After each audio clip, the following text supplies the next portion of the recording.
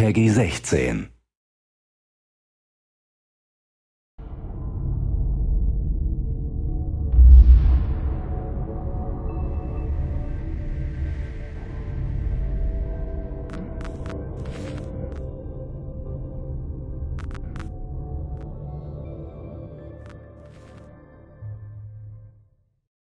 Brink takes place on the Ark. It's an immense artificial floating city at sea, built as part of a contemporary green vision, but now existing in 2045, and having lost contact about 20 years beforehand with the rest of the Earth, it exists in complete isolation, with what were originally sustainable resources now in limited supply.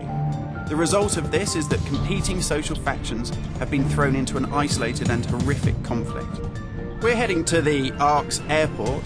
This was the original location that celebrities flew in and out of and had their photo opportunities, but it's also, because it's been deserted and disused for 20 years, the ideal location for me to show you a couple of the game's features in the absence of any enemies. Now, Brink uses those same familiar shooter controls that you're used to, but without the artificial constraints, because we've developed a new system that we're calling SMART. It stands for Smooth Movement Across Random Terrain. If you walk up to something that's an obstacle, just as you would do in any other shooter, you'll stop. But if you want to try and indicate to the game that you want to get somewhere as quickly as possible, using this SMART button, you're able to vault, mantle and climb with ease.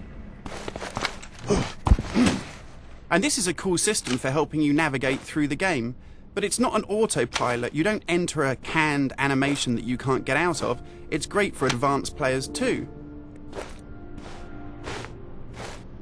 If you're approaching an obstacle, like a security sensor, and you want to make it through that obstacle without perhaps alerting the enemy to your presence, you could just look up, and you'll mantle up and over that automatically.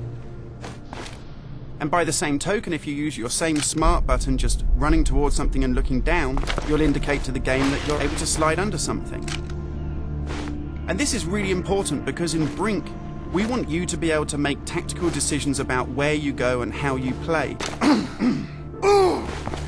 It's not a rail shooter where you're on a kind of minecart witnessing canned cinematics. And that's important too, because in Brink, irrespective of whether you play offline or online, you can create a cool identity for yourself that really reflects how you want to play the game.